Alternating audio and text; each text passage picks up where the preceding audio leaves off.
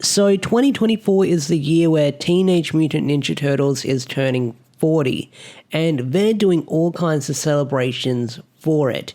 Now, one of the things that IDW is doing a brand new comic reboot.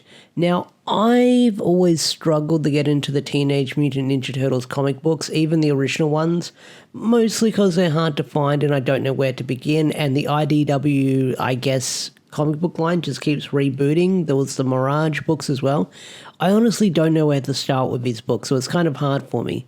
But recently there was this issue 150 that was the end of the current run they were doing, and now they're doing a brand new run with a brand new writer and a brand new team. Now, I don't know, and I've tried looking everywhere. I can't get a definitive opinion because whenever I check Reddit and Twitter, there's always sort of a back and forth. Is this a soft reboot or is this a continuation? I'm not entirely sure. But either way, issue 1 hooked me, and it sounds like they're doing a bunch of other sort of in-between stories that I'm definitely going to pick up as well. So this issue 1, right away it had me hooked because the first thing we're following with this issue is a Raph story. Raphael is up there with one of my favorite Ninja Turtles. He's pretty freaking cool.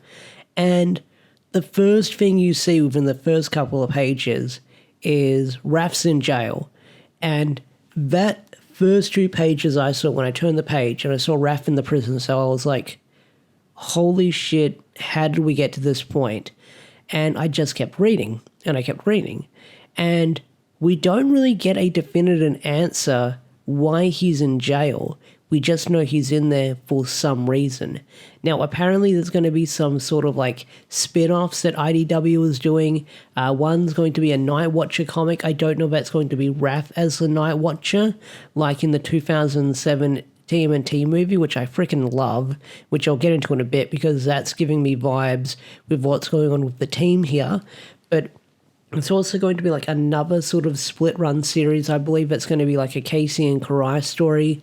But then there's also going to be another one that sort of ties into what happened in between 150 and issue 1 for this book with how Raph ended up in prison. So we'll sort of see that interconnected story.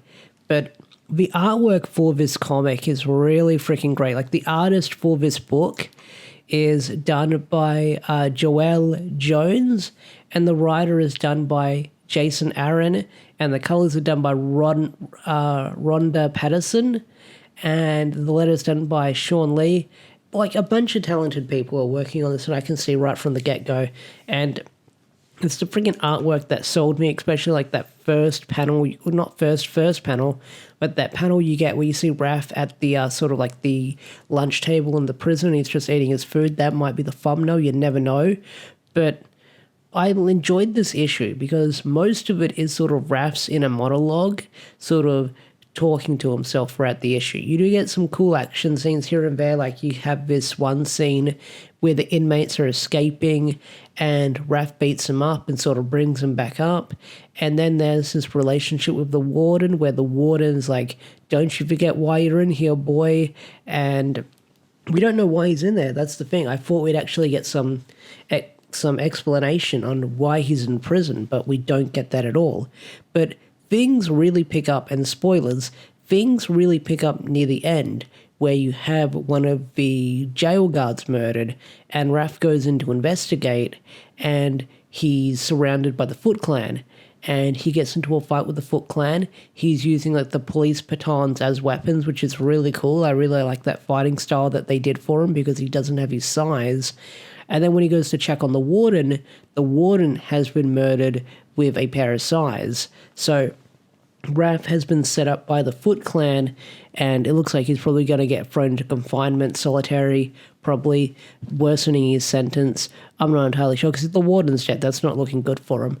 But he ends up escaping, and he's trying to find his brothers. So one thing that had me hooked instantly is that we're not starting with the original 4 Turtles. From what I've heard, from what I can gather from what these solicitations are saying, like each month is going to be like a different Turtle story. Like next month is Mikey, or the next issue is Mikey, and apparently Mikey's a superstar in Japan or something like that, which is going to be interesting to see. I want to see that story as well. But the vibes I got with this first issue, with the Turtles being split up, they're all going their own separate ways, is, like I said, the 2007 TMNT movie, the CGI one.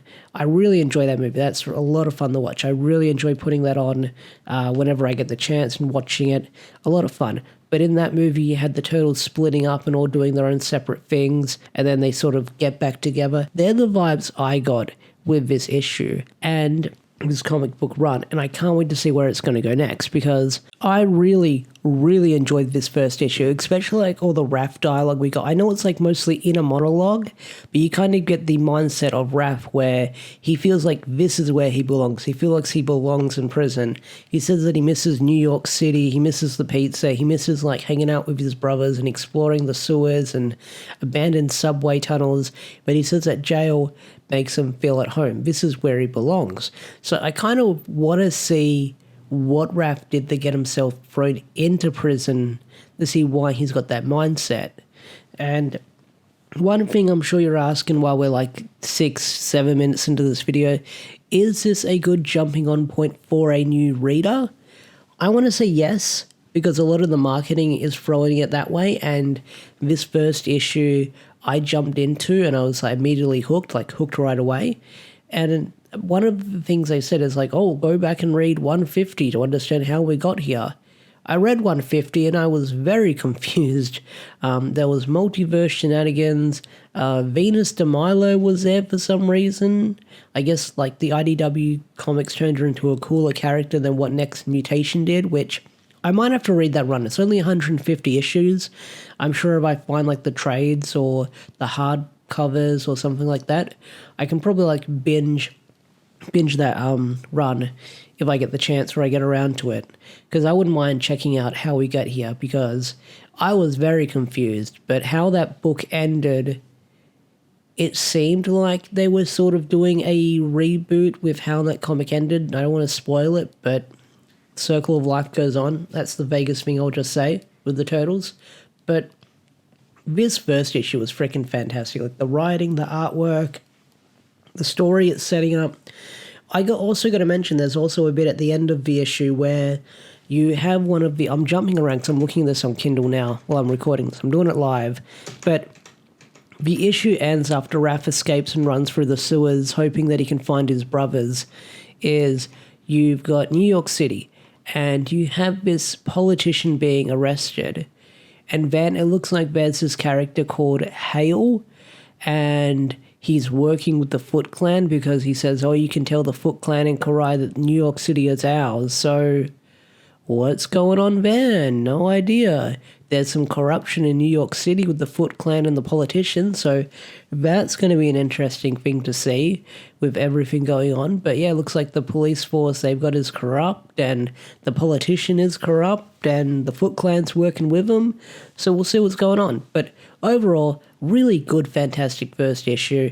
I don't know if this will be a mainstay review on the channel. This might be something I'll read on the side and maybe talk about on the channel sometimes. But hey, if this video does well and you say I want more turtle reviews, I'll do it. I mean, Power Ranger comics are ending on July 31st. We're getting a couple of one-shots, but if you want me to cover turtle comics on the channel, I know it's a bit of a mix-up, Power Rangers and Turtles, tell me down below. I'll definitely cover this comic book series moving forward.